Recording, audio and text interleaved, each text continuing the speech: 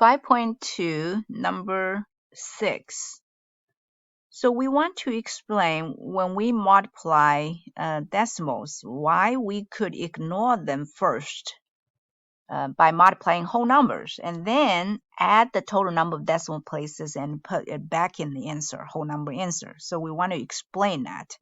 And here I'm using, you can pick two decimal numbers, and use them as an example to illustrate the process. So in my case, suppose you are multiplying a decimal place that has 5 digits to the right, and the other has 2 digits to the right. So I picked 1.23456, and the other 2 decimal places I picked 1.23. So in your case, you're supposed to pick one that has 2 decimal places and 3 decimal places. Okay, so now we are going to multiply them, and the standard procedure tells us we could ignore the decimal points to multiply them to whole numbers, and we'll get an answer and put a decimal point back. So, but how do we explain this process is valid? How can we ignore it and ignore them and then put it back? Okay, so we could use fractions to help us and illustrate this. So notice that, and this means 123,000 over 100,000. So again, how do I get that? Because this is the 1/10, and that's the 100th, and that's the 1,000th, and this one is the 10,000th, and finally this is 100,000th. Okay, so, and when you turn this into a fraction, you just have to first of all determine its the place value. It's 100 thousandths, and then how many 100 thousandths? It's 123,456. So that's how I got that. And then similarly, we can do the same thing. That's the 1/10, that's the 100th. So I got 123 over 100th, and over 100, we can say 123 100th.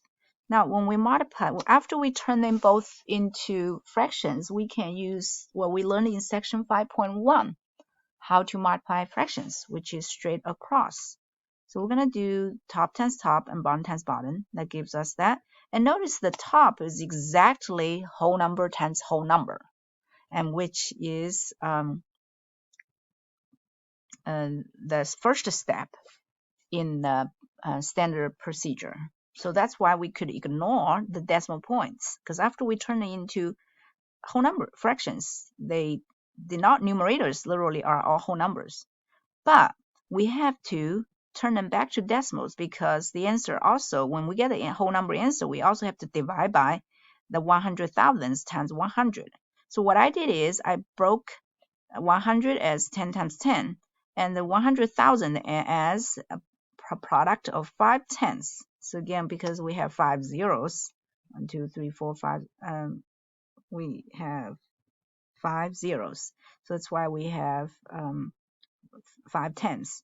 And if we can use what we learned in section 4.2, whenever we multiply a number by 10, it's like shifting the, so for example, if I multiply 5.71 by 10, it's shifting the decimal point to the right one place.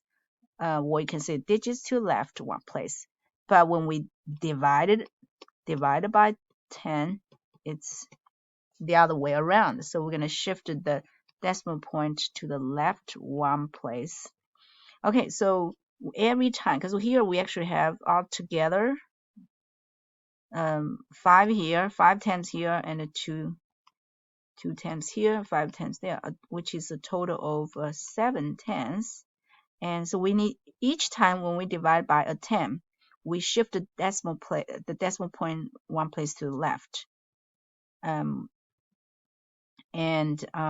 So if we have 7 tenths, we have to shift the decimal point to the left a total of 7 times. total of 7 times. Okay, move the decimal point 7 places to the left. And again, those 5 tenths really correspond to the number of digits to the right of decimal point.